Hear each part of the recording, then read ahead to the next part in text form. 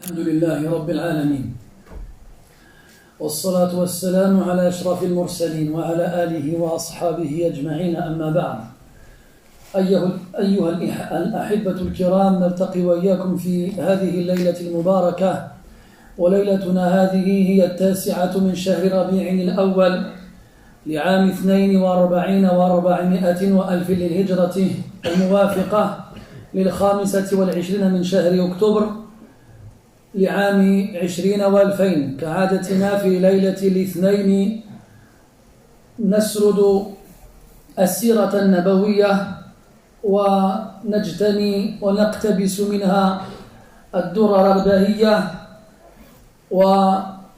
والفوائد الغراء.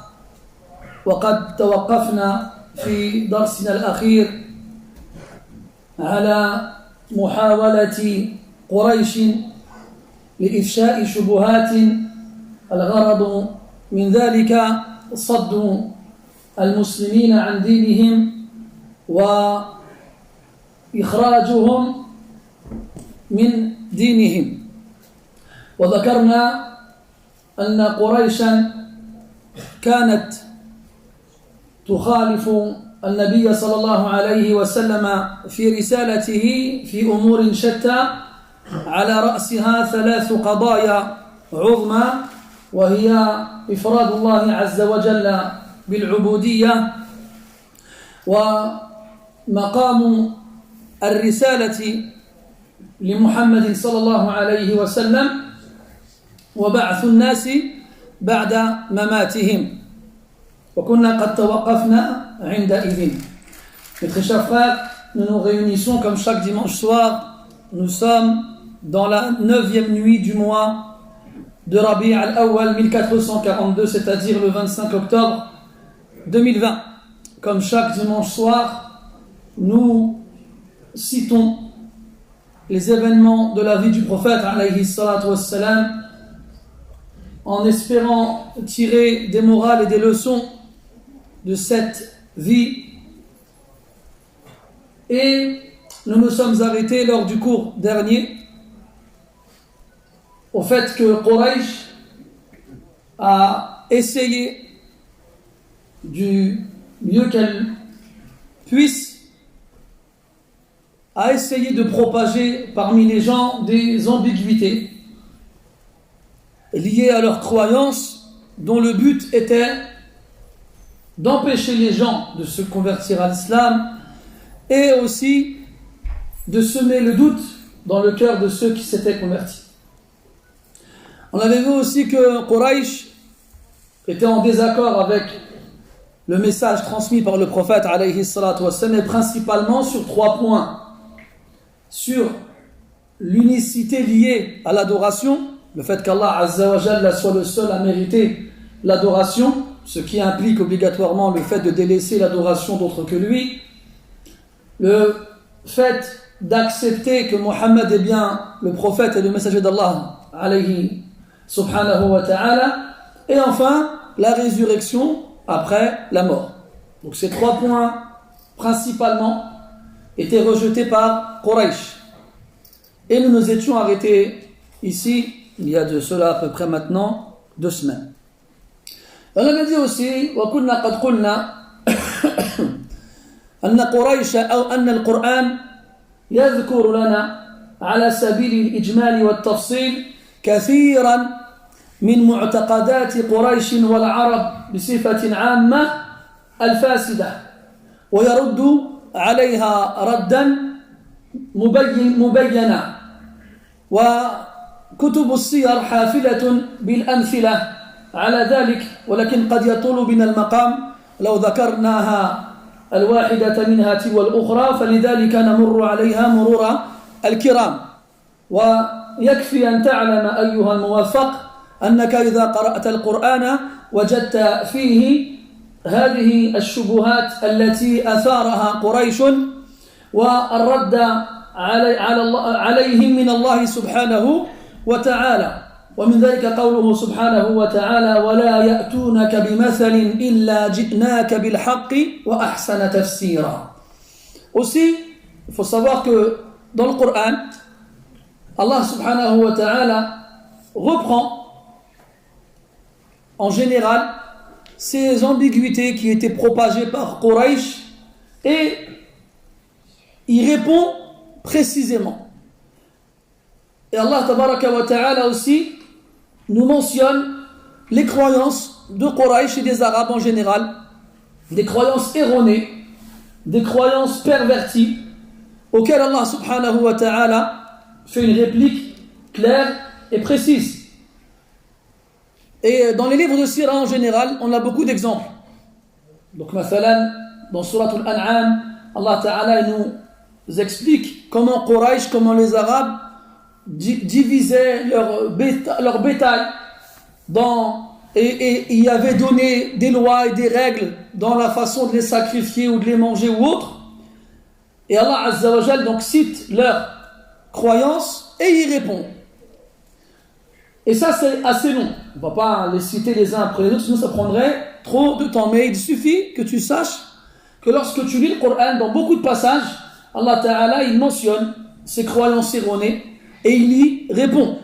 Tout comme il mentionne les ambiguïtés qu'ils ont tenté de diffuser et de propager, et il y répond. Et il y a un verset général qui fait référence à cela dans Surat Al-Furqan, lorsqu'Allah tabaraka wa ta'ala dit « وَلَا يَأْتُونَكَ بِمَثَلٍ » Il n'y a pas un exemple avec lequel ils viennent « إِلَّا جِئْنَاكَ بِالْحَقِّ وَأَحْسَنَ التَّفْسِيرَ » sans que nous venions avec la vérité, donc il viendra contrer cet exemple donné, وَأَحْسَنَ تَفْسِيرًا et une explication, une mise en évidence meilleure et plus claire.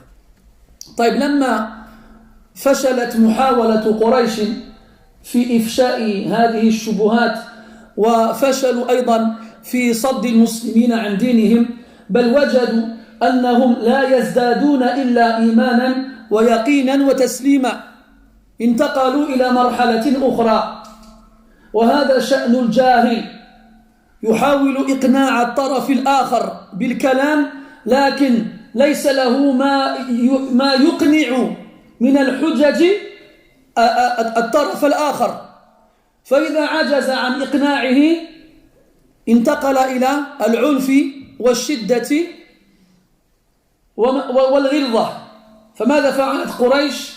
انتقلوا إلى الإيذاء ووجهوا في أول الأمر الضعفاء والفقراء والحلفاء الذين ليس لهم من ينصرهم ومن يدافع عنهم ومن يحوط عنهم فوجهت قريش أسهامهم تجاه الفقراء والضعفاء من المسلمين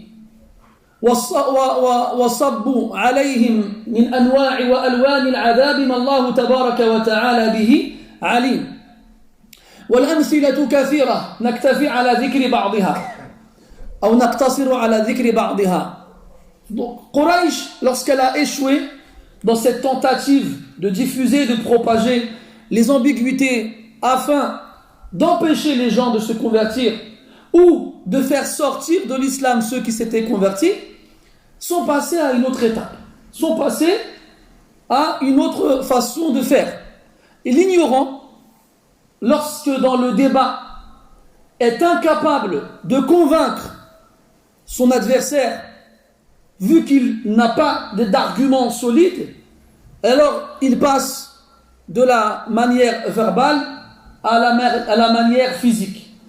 Alors s'il a échoué dans la façon de convaincre son opposant avec des arguments, alors il va essayer de le forcer à le suivre avec des tortures et des châtiments. Et bien entendu, Quraysh connaît les différents types de castes dans la société de la Mecque et savent qui sont les plus susceptibles de se soumettre à ces tortures et à ces châtiments. Donc chez Quraysh, à Mecca plutôt, qui trouve-t-on? On trouve Al-Kubara, Al-Shurafa, Al-Mala, on trouve les gens nobles, on trouve la caste la plus importante de la Mecque, qui sont les descendants de Quraysh, direct. Puis ensuite, nous avons les tribus secondaires, Al-Afrad, comme on l'avait vu ensemble, qui sont des dérivés des tribus principales de Quraysh, mais qu'on assimile quand même à Quraysh. Puis après, on a ce qu'on appelle al-Hulafa. Donc, al-Hulafa, ce sont des gens qui ne sont pas de Quraysh, qui sont arrivés à la Mecque par une raison ou une autre, et qui ont été donc affiliés à certaines tribus. Et ces tribus-là sont devenus les tuteurs et les responsables de ces gens-là, al-Hulafa. Puis on a les esclaves et ceux qui n'ont personne à la Mecque, qui sont venus, qui s'y sont installés. Et donc dans tout ça, eh bien les groupes qui étaient les plus faibles, qui étaient les plus démunis, donc il y avait d'un côté les Hulafa, donc les protégés, ceux qui étaient sous la tutelle de Quraysh, qui subissaient les tortures de Quraysh. Quraysh se disait, comme ils sont sous notre tutelle et à notre charge, eh bien c'est à nous de s'occuper d'eux. Et on avait ceux qui n'avaient personne, qui n'étaient pas des Hulafa, généralement des esclaves, et qui eux aussi subissaient les foudres de Quraysh. Et on avait ceux qui n'étaient ni esclaves, ni Hulafa, et donc étaient à la merci de Quraysh. Et pourquoi Quraysh ont visé en premier ces groupes-là? Parce qu'ils n'avaient personne pour les défendre. Vous savez, chez les Arabes, on a le système de ce qu'on appelle le jiwar. Allah Ta'ala il le mentionne dans le Coran lorsqu'il dit subhanahu wa ta'ala وَإِنْ أَحَدٌ مِّنَ الْمُشْرِكِينَ اسْتَجَارَكَ فَأَجِرْهُ حَتَّى يَسْمَعَ كَلَامَ اللَّهِ الْآيَةِ. Donc le jiwar, nous on va le comprendre en arabe contemporain comme étant le voisinage. Mais chez les Arabes anciens, le mot jiwar faisait référence justement à la protection. C'est-à-dire que quelqu'un de noble chez Quraysh, il prenait quelqu'un sous sa tutelle, sous son aile, et il informait les gens autour qu'il était tahta jiwari, qu'il faisait partie de ses protégés. Et à ce moment-là, Quraysh, lorsqu'il savait que cette personne-là était un protégé de tel noble, il le laissait tranquille. Il le laissait tranquille.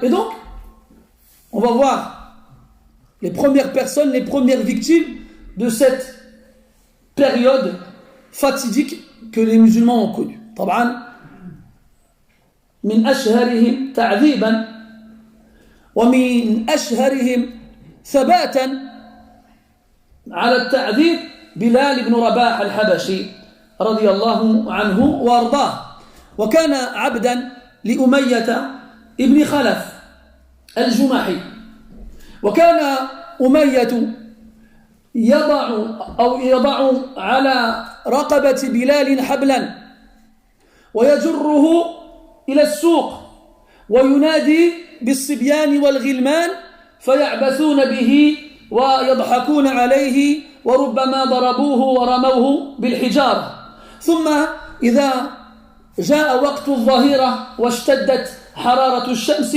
أخذوا به إلى الرمضاء أو إلى الأبطح وهو واد خارج مكة في وقت الرمضاء والرمضاء اسم لريح تهب وهي شديدة الحرارة فيضعونه على الرمل ويضعون على صدره صخرة عظيمة يحملها الجماعة من الناس ويقول له أمية ما عليك إلا أن تكفر بمحمد وأن تقر باللات والعزى وينتهي تعذيبك هذا فلا يزيد بلال رضي الله عنه على أن يقول أحد وهو صامد ثابت كالجبال الرواسي لا يتزعزع ولا يتحرك رغم شدة الحرارة ورغم شدة التعذيب وكان ذلك يتكرر على مدى الأيام فمر به ذات يوم أبو بكر رضي الله عنه ووجده يعذب فقال لأمية بعني إياه فوافق أمية على بيع بلال لأبي بكر بثمن مرتفع جدا ولم يصد ذلك أبا بكر عن شراء بلال فاشتراه وأعتقه لله فورا وكان عمر بعد ذلك بسنين يقول أعتق سيدنا أبو بكر سيدنا بلالا فجعلهما أسياد وسادات رغم أن أحدهما حر شريف والآخر عبد وضيع لكن الإسلام الذي يرفع الناس والكفر الذي يضعهم.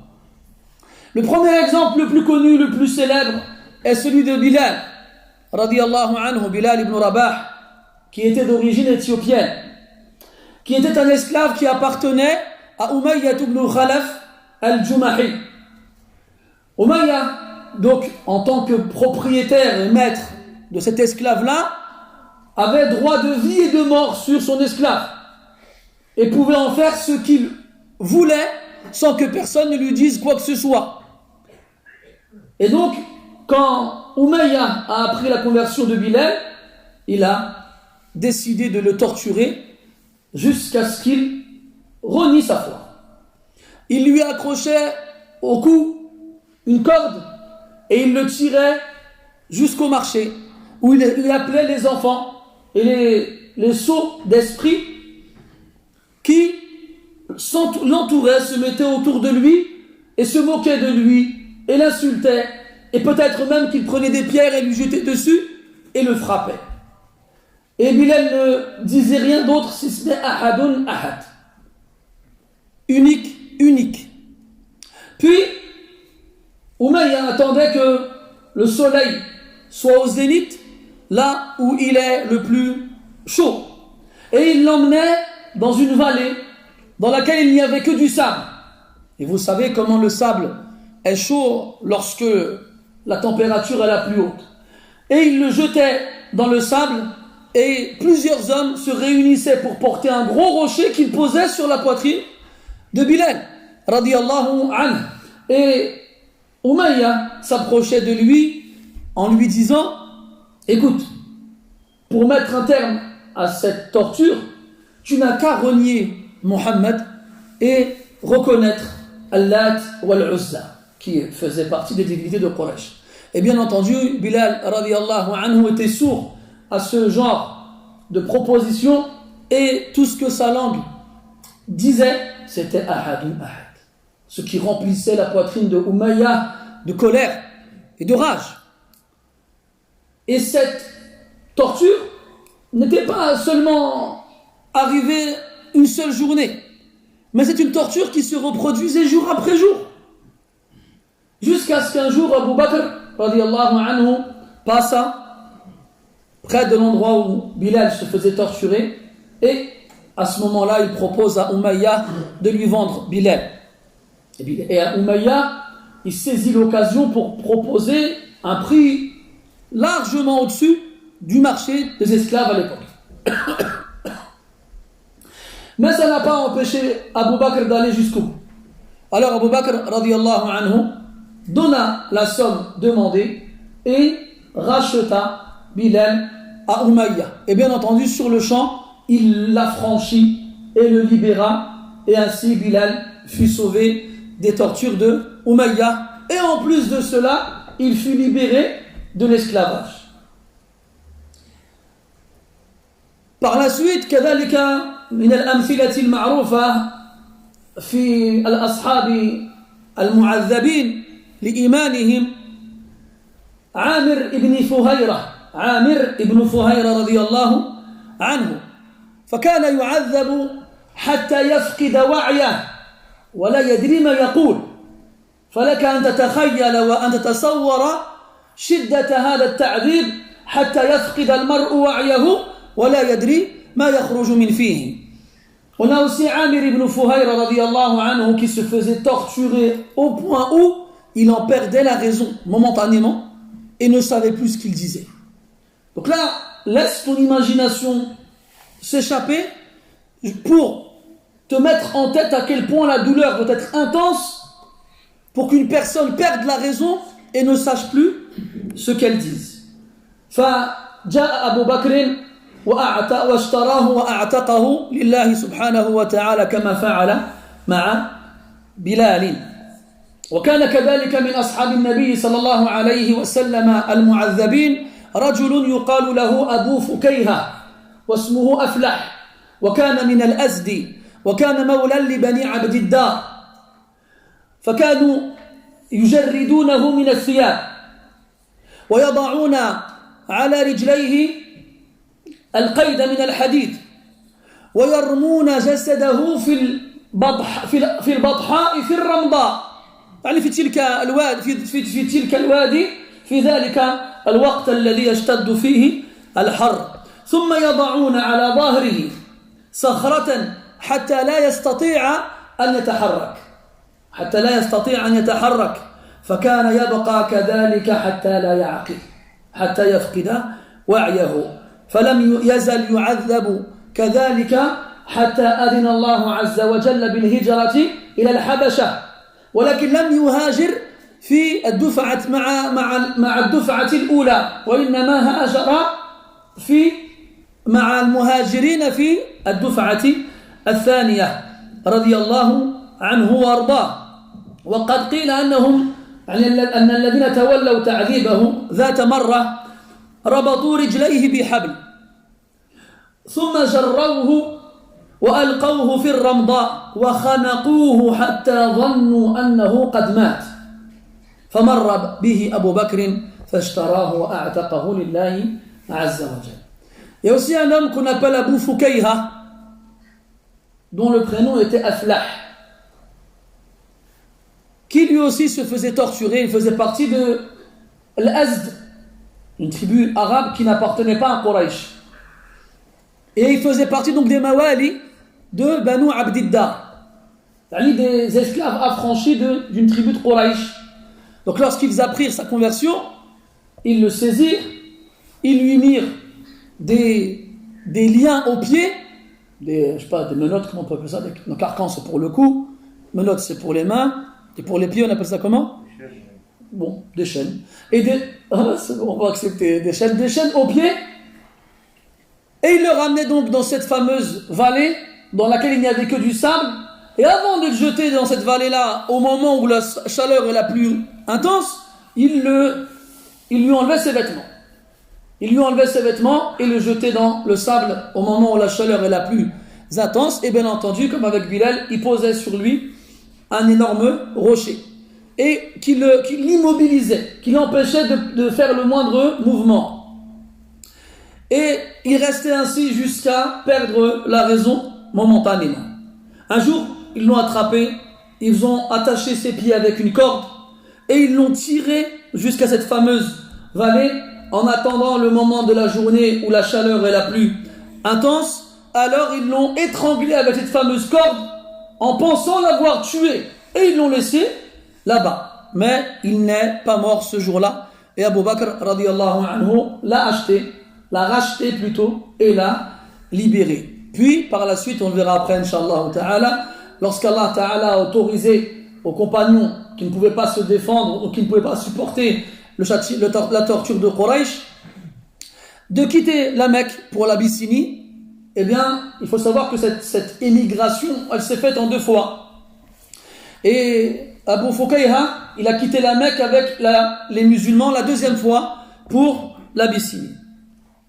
ومن الأمثلة المضروبة بين الصحابة رضي الله عنهم خباب بن الأرت رضي الله عنه وأرضاه، وكان ممن سبي في الجاهلية، فاشترته امرأة يقال له أم أنمار، فلما كبر خباب أصبح حدادا، ولما بلغ مولاته خبر إسلامه جعلت تعذبه بالنار، فكانت تأتي بالحديدة المحماة وتضعها على ظهره لأجل ماذا؟ لأجل أن يكفر بمحمد صلى الله عليه وسلم، فلم يكن يزيده ذلك إلا إيمانا وتسليما عليه رضوان الله. وكان كذلك المشركون يعذبونه ويلوون عنقه ويجذبون شعره، وربما ألقوه مرارا على فحم النار ثم وضعوا على صدره حجرا ثقيلا حتى لا يقوم. Et parmi les exemples aussi celui de Khabbab ibn al-Arit radiyallahu anhu.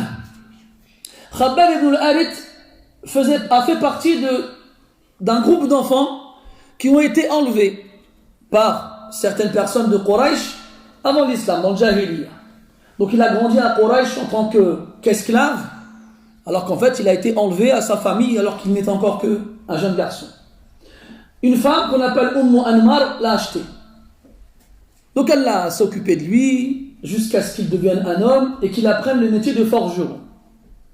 Lorsque Anmar a appris la conversion de Khabbab, eh bien, elle a décidé de le punir avec le feu.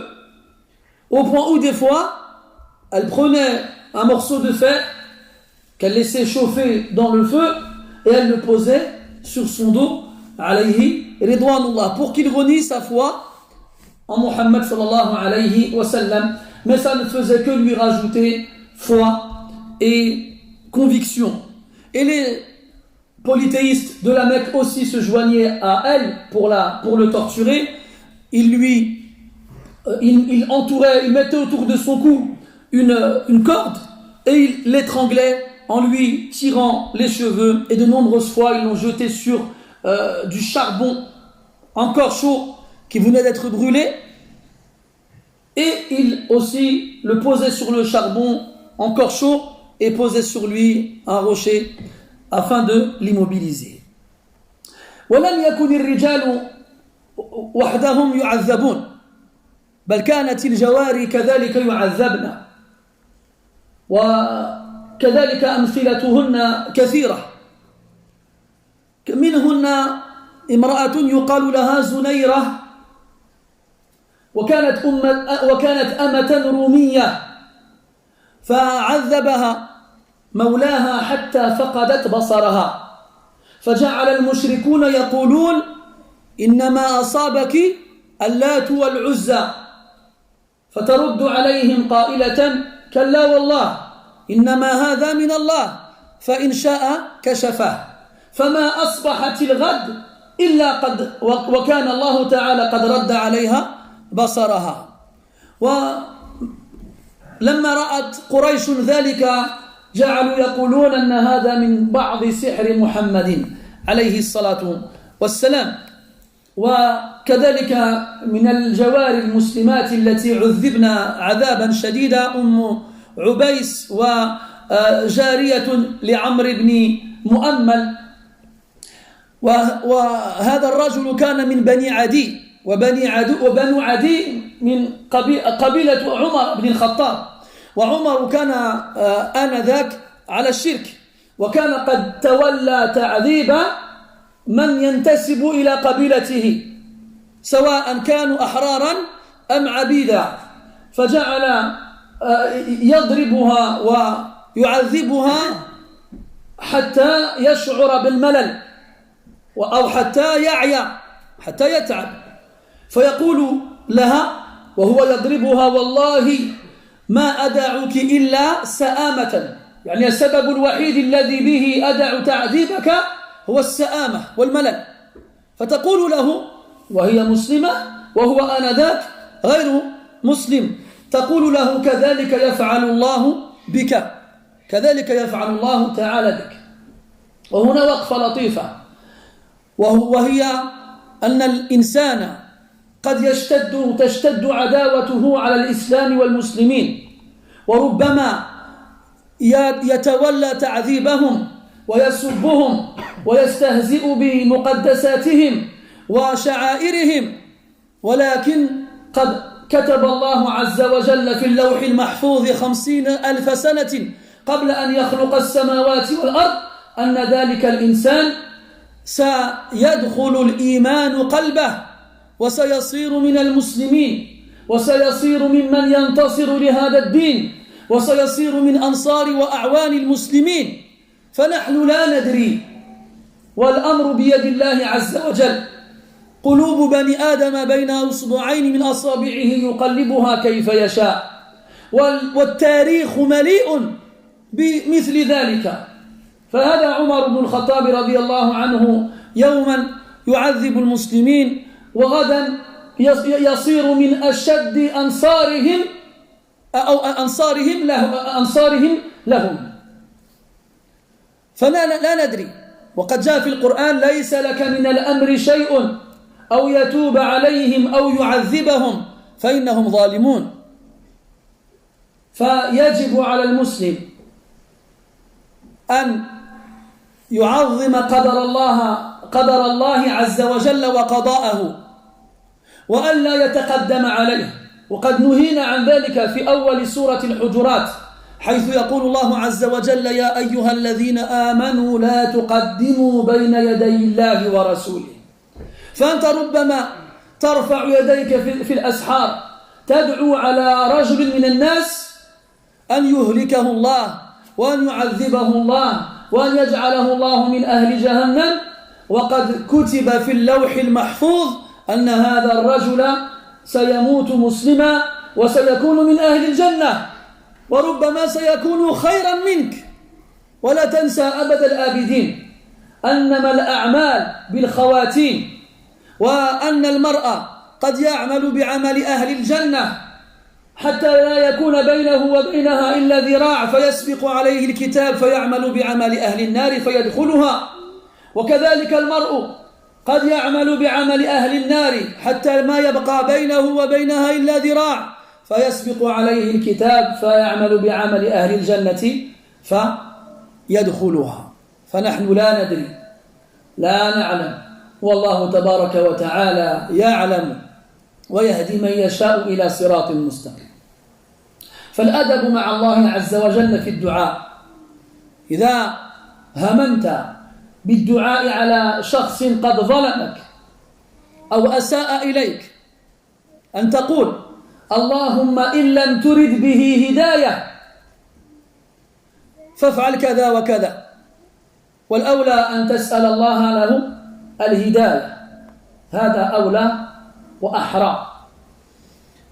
Et il n'y a pas seulement les hommes qui ont été punis et torturés parmi les compagnons du prophète sallallahu alayhi wa sallam pendant cette période-là, mais il y a aussi des femmes. Il y a aussi des femmes, parmi elles, une femme qu'on appelle Zunaira, qui était une esclave d'origine byzantine. Juste une petite parenthèse pour ceux qui lisent en français, on trouve dans le Coran et la Sunna Roum. Et on a tendance à traduire cela par les Romains. Et il faut savoir que des fois, ça vise les Romains, même à une certaine époque de l'histoire, à une certaine période de l'histoire. Mais en premier lieu, à Rome, c'est les Byzantins. Et les Byzantins, ce sont, si vous voulez, les ancêtres des Turcs. Pareil, quand vous trouvez le mot turc dans les textes, il y a un hadith qui dit, مثلا, utrukul atraka ma tarakukum. Il y a un hadith qui dit, laissez les Turcs tant qu'ils vous laissent. Eh bien pareil, les Turcs auxquels on fait référence dans ce hadith-là ne sont pas les Turcs d'aujourd'hui. Vous savez, hein, les peuples, les populations, elles ont émigré, elles se sont mélangées. Il y en a qui avant habitaient là, puis après sont partis habiter ici. Donc il ne faut pas faire d'amalgame, pas se tromper. Donc à Rome, on a tendance à croire qu'il s'agit des Romains, alors qu'en fait ça fait référence aux Byzantins. Ou bien les Turcs, on a tendance à croire que ça fait référence aux Turcs qu'on connaît aujourd'hui, qui sont des musulmans, desquels il n'y a absolument rien à craindre. Et on a les Turcs à une certaine période de l'histoire qui n'étaient pas les Turcs actuels. Donc il faut faire attention et bien contextualiser les appellations qu'on trouve dans les textes. Et des fois, justement, il y a des gens qui font des amalgames et se trompent. Il y a un il va venir, il va lire le hadith laissez les Turcs tant qu'ils vous laissent tranquilles. Et dès qu'il va voir un Turc, il va dire laissez-le, il ne faut pas l'embêter. Là, les Turcs d'aujourd'hui, c'est des musulmans, alhamdulillah, c'est des salihin, des tayyibin, fihim al-muhsin, fihim duna dhalik, kama fi kulli makan. Les Turcs aujourd'hui, c'est des musulmans, c'est des gens qui sont bons, qui sont vertueux. Il y a chez eux des bons et des moins bons, comme il y a chez nous des bons, des moins bons, comme il y a partout des bons et des moins bons. Donc ce n'est pas du tout la même chose. On revient à Zunaira radiyallahu anha, qui était une esclave byzantine, donc qui vivait à la Mecque et qui s'est faite elle aussi torturer parce qu'elle s'est convertie à l'islam. Et alors qu'elle se faisait torturer, elle a perdu la vue. Elle est devenue aveugle. Eh bien, ses maîtres et les polythéistes en ont profité pour lui dire, hein, tu vois, ça c'est Allah et l'Uzza qui se sont vengés de toi. Et elle leur répondait, non, c'est Allah Ta'ala qui fait ce qu'il veut. Et s'il veut, il me rendra ma vue. Et il n'a fallu qu'une nuit et attendre le lendemain pour que Zunaira retrouve la vue. Et lorsque Quraysh a vu cela, tout ce qu'ils ont trouvé à dire c'est « Ah, ça c'est encore la sorcellerie de Muhammad ». Et il y a d'autres femmes aussi qui se sont converties à l'islam, qui étaient des esclaves et qui se faisaient donc torturer par leur maître. Et parmi eux, il y en avait une qui appartenait à Amr ibn Shurahbil, qui faisait partie de Banu Adi. Et Banu Adi, c'est la tribu de Omar ibn Khattab, radiyallahu anhu. Et Omar ibn Khattab, qui n'était pas encore musulman à ce moment-là, s'était rangé du côté de Quraysh dans la torture des musulmans. Sauf que Omar s'était donné une mission, c'était de ne s'occuper que des musulmans de sa tribu. Soit les membres directs de Banu Adi, d'ailleurs on verra par la suite que son propre frère de sa mère, Zayd ibn al-Khattab, il s'est converti à l'islam, que sa sœur Fatima, elle s'est convertie à l'islam, que son mari, Abdullah ibn Zayd, il s'est aussi lui converti à l'islam, sans qu'il ne le sache, mais on le verra par la suite, Inch'Allah, quand on traitera de la conversion de Omar ibn Khattab, radiyallahu anhu. Donc Omar il s'était donné une mission de s'occuper personnellement des convertis de Banu Adi et de tous ceux qui s'affiliaient à Banu Adi de près ou de loin, comme Al-Hulafa, donc les protégés de Banu Adi, ou bien les esclaves. Et alors qu'il fouettait une esclave, il ne s'est arrêté que par lassitude. Et il lui disait, en la fouettant, Wallahi, je m'arrêterai de te frapper que par lassitude, que parce que je ne pourrai plus en faire plus. Donc ici, quand on parle de sa'ama, il y a al-malal et il y a sa'ama. Donc les deux, on va les traduire par lassitude. Il y a la lassitude qui est générée par l'ennui, et il y a la lassitude qui, elle, est générée par la fatigue, l'épuisement. Je suis las. Eh bien, quand on parle de sa'ama, c'est une lassitude qui, elle, est générée par l'épuisement et la fatigue. Donc Omar, il s'arrêtait que quand il n'en pouvait plus. Tant qu'il était capable de fouetter, il fouettait. Et cet esclave lui disait, eh bien Allah, il en fera de même avec toi. Allah, il en fera de même avec toi. Et là, il y a une petite parenthèse qui a son importance à ouvrir ici. C'est qu'à ce moment-là, cette femme, cette musulmane qui est en train de se faire fouetter par Omar, elle est en train, lui dit que je ne m'arrêterai que par lassitude, et elle lui dit, ben Allah, il en fera autant avec toi. Donc là, à ce moment-là, bien entendu, avec la douleur et avec le choc psychologique, elle a dit ça. Mais on sait tous que Omar ibn Khattab radiyallahu anhu va se convertir par la suite et va être, après le prophète et Abu Bakr, le meilleur de cette communauté. Et donc il est important de faire preuve de bienséance et de ne pas oublier notre croyance concernant le décret et la prédestinée. Nous, en tant que croyants, croyons anna kulla shay'in biqadar. Toute chose dans l'univers, dans la création, a été décrétée. Allah tabaraka wa ta'ala, lorsqu'il a créé la plume, ou bien le stylo, ou bien l'outil qui sert à l'écriture, pour rester fidèle à la traduction, il lui a dit « Uktub » écris. Alors le qalam lui répond « Que dois-je écrire » « Wa madha aktub » Et là Allah ta'ala lui dit « Uktub maqadira kulla shay'in hatta taqum as-sa'a » Il lui dit « Écris la destinée de toute chose. Pas seulement toi, moi, al-thaqalayn, les êtres humains et les djinns qui sont responsables de leurs actes, les anges, là, toute chose, toute créature créée, même celle qui peut paraître insignifiante à tes yeux, comme la feuille morte en automne qui quitte sa branche jusqu'à s'assécher au sol, eh bien tout cela est écrit. Ma farratna fil kitabi min shay'. Nous n'avons rien omis, rien délaissé, rien oublié dans le livre. Et ça a eu lieu 50 000 ans avant qu'Allah ne crée les cieux et la terre. Inna kulla shay'in khalaqnahu biqadar wa ma amruna illa wahidatun kalamhin bil basar. Toute chose, nous l'avons créée biqadar, avec un décret. Allah Ta'ala a décidé de tout ce qui allait arriver à cette créature. Et donc on rentre dedans obligatoirement la guidée et l'égarement. Allah Ta'ala il dit Inna hadaynahu as-sabila imma shakiran wa imma kafura. En parlant de l'être humain, nous l'avons guidé vers le chemin. Soit il sera reconnaissant, soit il sera ingrat. Et dans notre verset wa hadaynahu an-najdayn, et nous l'avons guidé vers les deux voies. Nous lui avons montré les deux chemins. Taïb. Donc, si Allah Ta'ala a guidé Omar ibn al-Khattab, alors que il a passé une partie de sa vie, certes une partie qui n'a pas duré longtemps, à torturer les musulmans. Non seulement il l'a guidé, mais il a fait de Omar ibn al-Khattab radiyallahu anhu un des meilleurs hommes de cette communauté et un des plus grands secours aux musulmans. Et nous ne savons pas qui Allah va guider ou qui il va égarer. Personne ne le sait. Le prophète nous dit sallallahu alayhi wa sallam, les cœurs des fils d'Adam sont entre deux des doigts d'Allah subhanahu wa ta'ala, il les retourne comme il le veut. Il les retourne comme il le veut. Le prophète sallallahu alayhi wa sallam, il avait peur de ce hadith-là.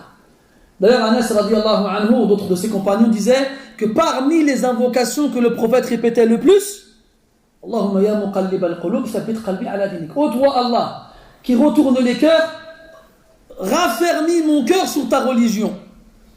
Parce que ce hadith-là, il veut dire que autant le mécréant, le malfaisant, le mauvais, le criminel, Allah il retourne son cœur pour faire de lui un croyant, un bienfaisant et un pieux, autant le croyant, le bienfaisant, le vertueux, Allah il retourne son cœur pour faire de lui un mécréant, un malfaisant et un criminel.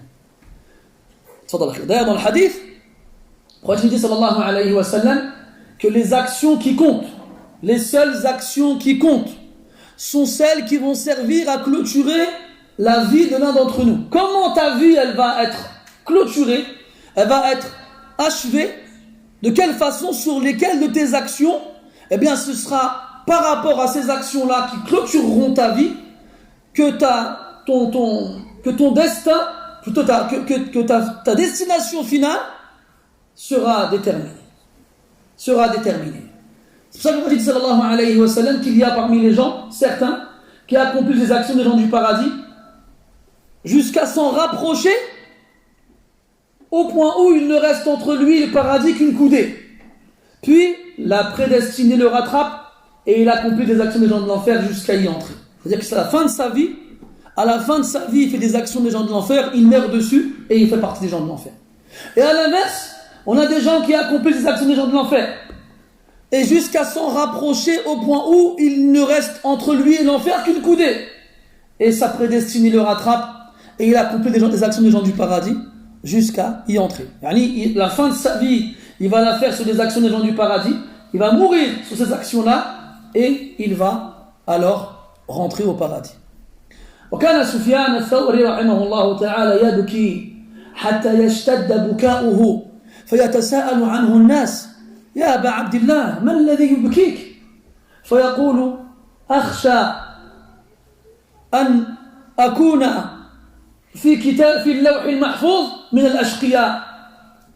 وفي رواية قال أخشى أن أسلب التوحيد قبل أن أموت.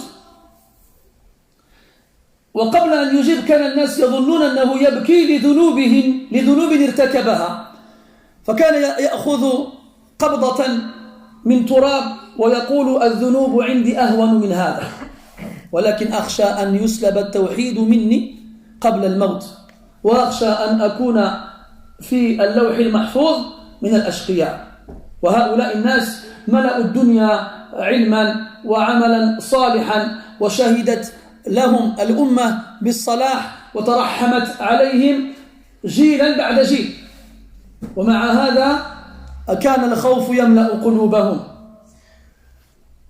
Parmi les exemples qu'on nous donne chez les pieux prédécesseurs, Sufyan al-Thawri, rahmatullahi alayhi. Sufyan al-Thawri pleurait beaucoup, à un point où les gens se posaient des questions, mais pourquoi pleure-t-il autant?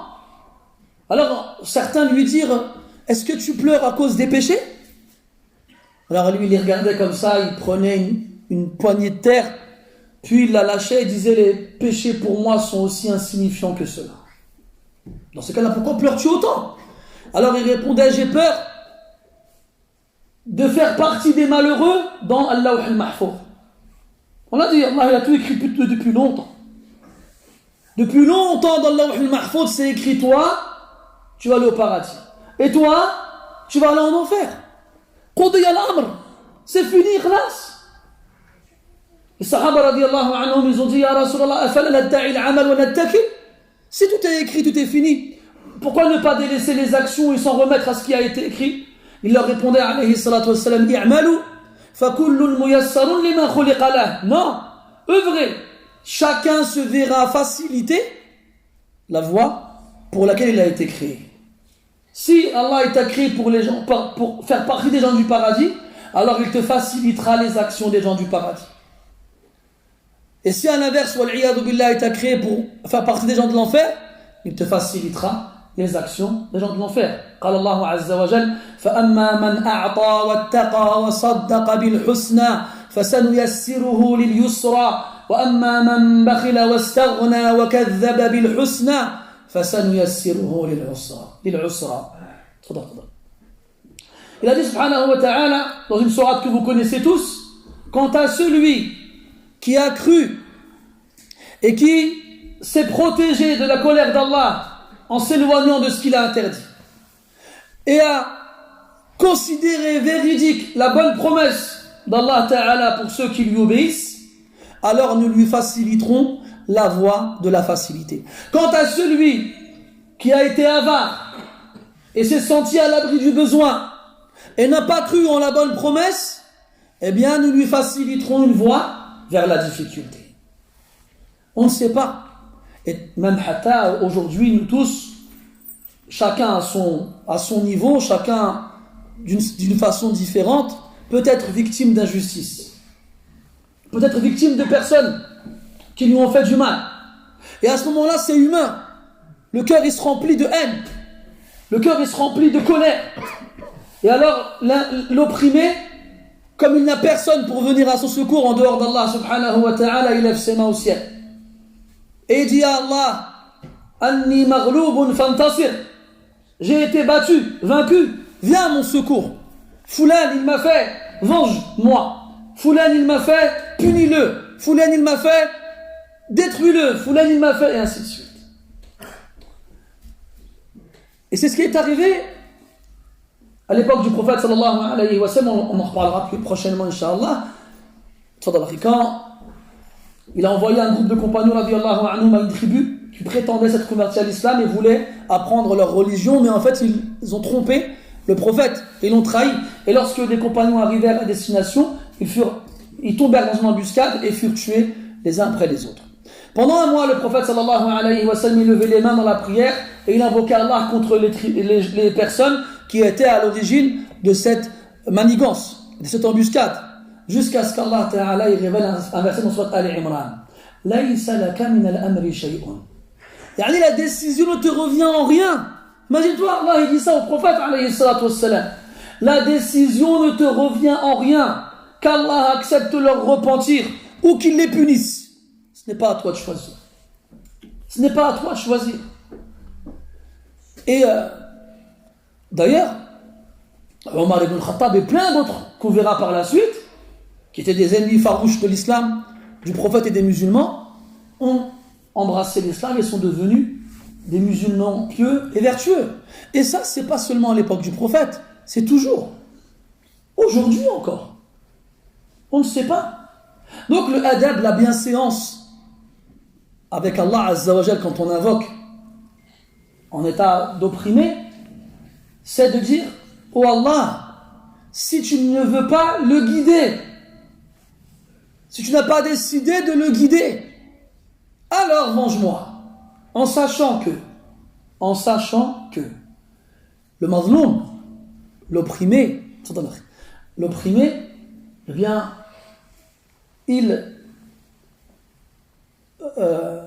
l'opprimé, quand il se plaint à Allah Azza wa Jal, il a pris son haqq. يقول النبي صلى الله عليه وسلم اتق دعوة المظلوم فإنه ليس بينها وبين الله حجاب.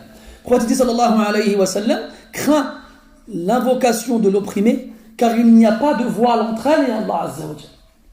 Donc quand le mazloum, l'opprimé, il lève ses mains, il invoque Allah pour qu'il le venge, il aura pris son droit, mais il n'aura pas patienté.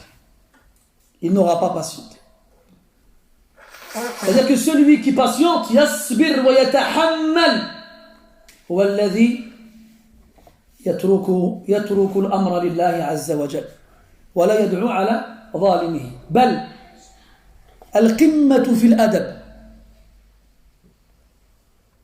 انتبه لهذا. القمة في الأدب هو أن تدعو لمن ظلمك بالهداية والخير. وهذا من أصعب الأمور وأشقها على النفس.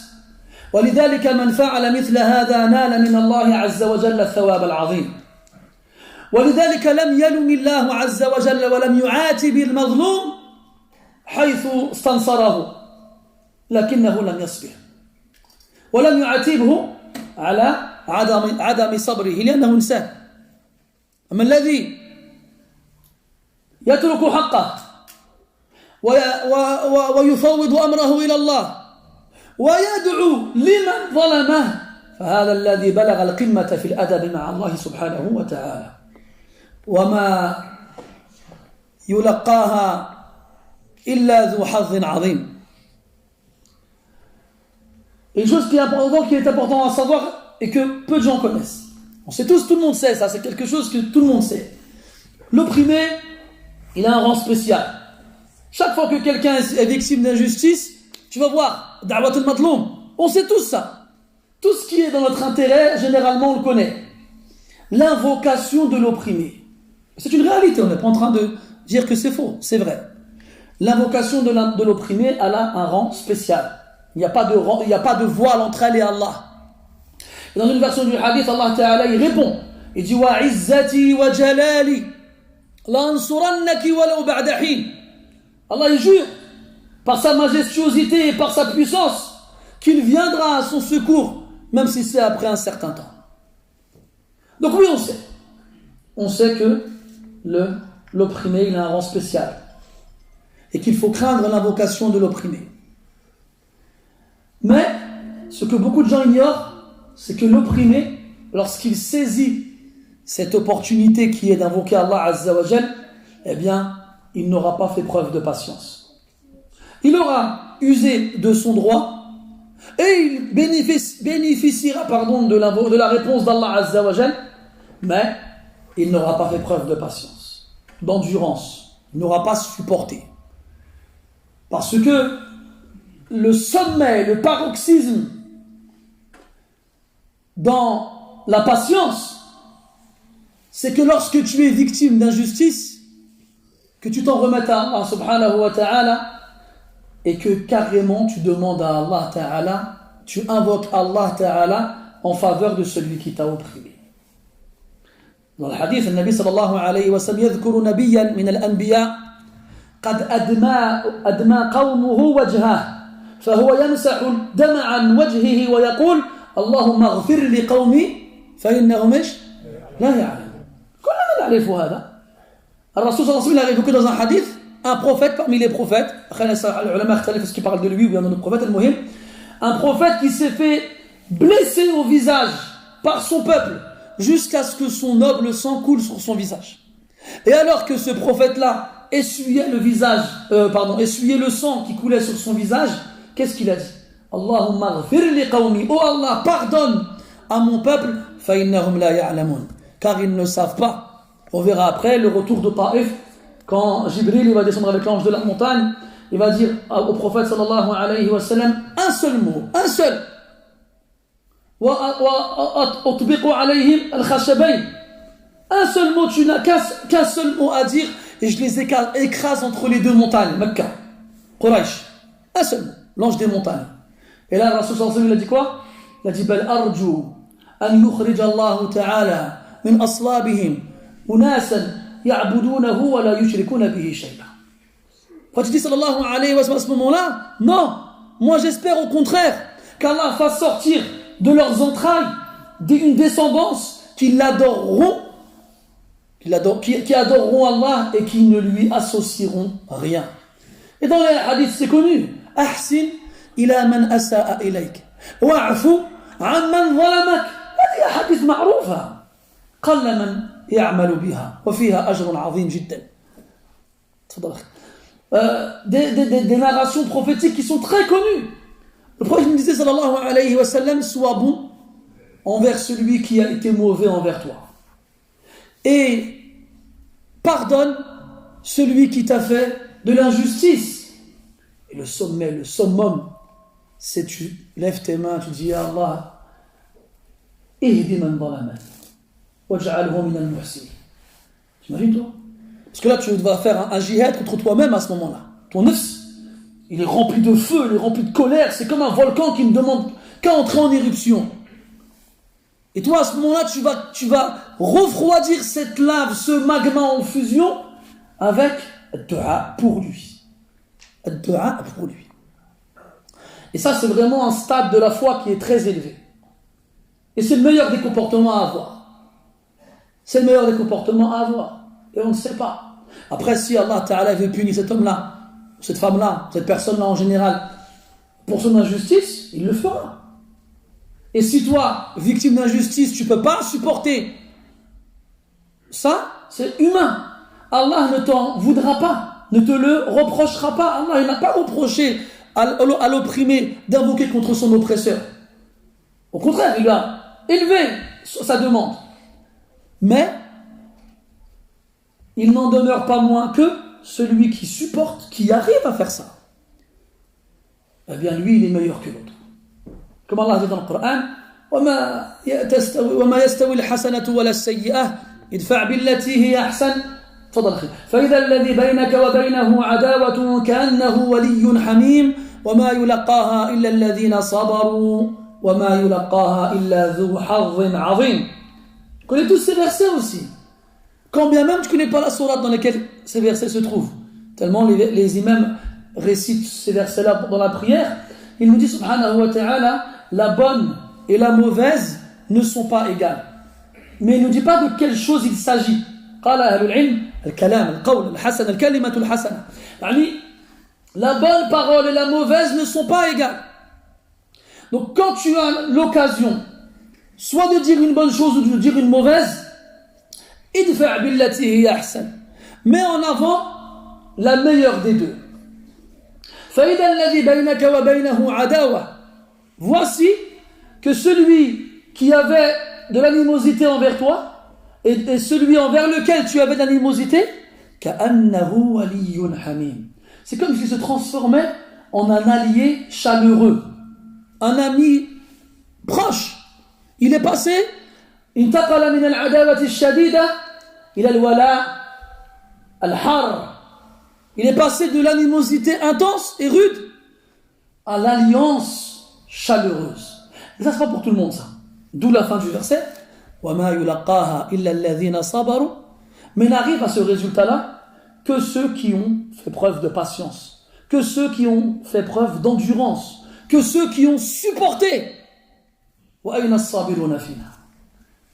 أَيْنَ الصَّابِرُونَ. Où ils sont ceux qui patientent, ceux qui endurent et ceux qui supportent? Mujarrad, le moindre problème avec ton frère, tu verras yawm al-qiyamah. Tu verras.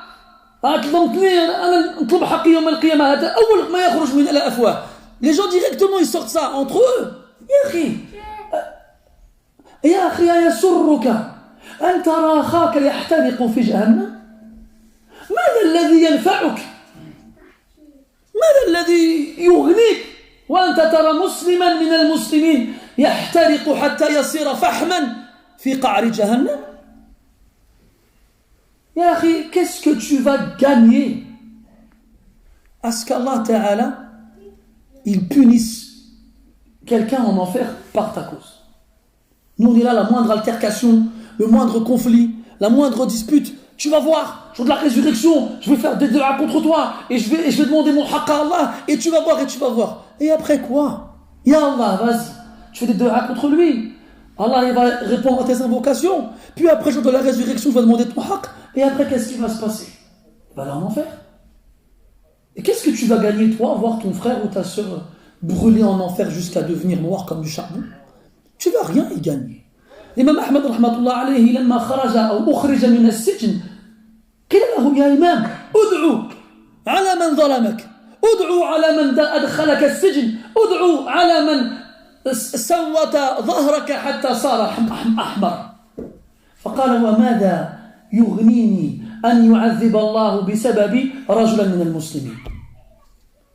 يا الله. Même Ahmed rahmatullah alayhi, sa sortie de prison, il y a des gens qui ont été le rencontrer.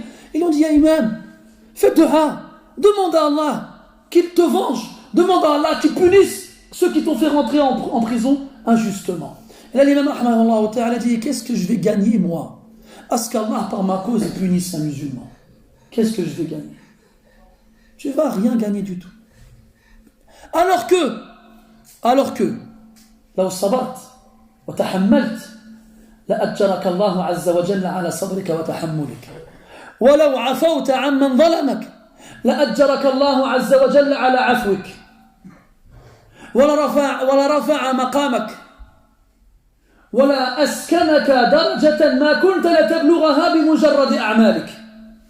Et wallah, alors que si tu patientes et tu supportes et tu endures, Allah il va te récompenser pour tout ça, pour le fait d'avoir supporté ton endurance et ta patience. Et Allah dit certes Allah Ta'ala rétribue pleinement les endurants sans aucune restriction, sans aucune limite. Et en plus de cela, quand tu vas pardonner à celui qui t'a fait de l'injustice, Allah il te pardonnera pour ton pardon. ألا تحبون أن يغفر الله لكم وليعفوا وليصفحوا ألا تحبون أن يغفر الله لكم والله غفور رحيم. Qu'il pardonne et qu'il passe l'éponge. N'aimeriez-vous pas qu'Allah vous pardonne? Et certes Allah est pardonneur et miséricordieux. Donc Allah va te récompenser pour ton pardon. Et il va te récompenser pour ta patience. Et il va te faire atteindre des degrés du paradis que par Allah jamais tu n'aurais pu atteindre avec tes simples actions.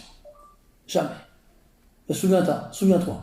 وما يلقاها إلا الذين صبروا وما يلقاها إلا ذو حظ عظيم. Je sais que c'est l'heure, mais juste fini sur un point rapide, c'est que toutes ces personnes-là dont on a parlé de Bilal ibn Rabah, Amir ibn Fuhayra, Abu Fukayha, Khabbab ibn al-Arith, Zunayra et d'autres, ces hommes et ces femmes. On a dit que Abu Bakr radiyallahu anhu les a rachetés, les a libérés.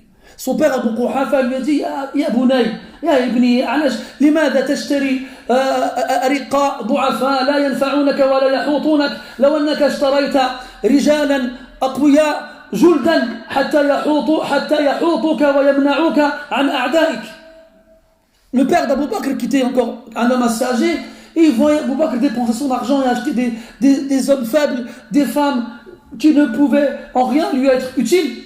Alors il lui dit, mon fils, pourquoi tu achètes des hommes faibles, fatigués, torturés, ou bien des femmes, alors qu'ils ne pourront en rien te protéger de ceux qui te veulent du mal?